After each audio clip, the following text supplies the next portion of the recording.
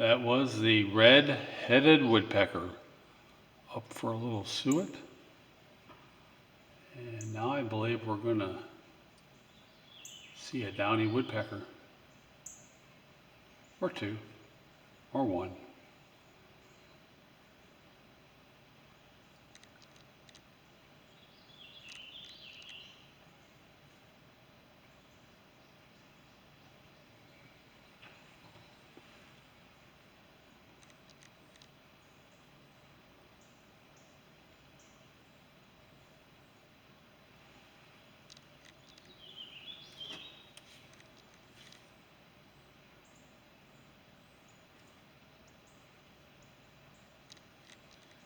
And now we're seeing the hairy woodpecker.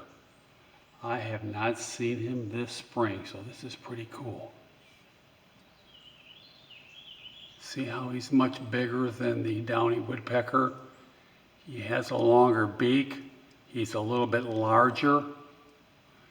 His chest feathers are a lot whiter. And this here is a female hairy woodpecker. It does not have the red stripe on its head. So this is a pretty good sighting, right? A viewing right here. This is pretty neat because the red-headed woodpecker was just feeding previous to this. I don't know how he gets along with the downy woodpecker or the hairy woodpecker. The downies he gets along with, but the red-bellied and the northern flickers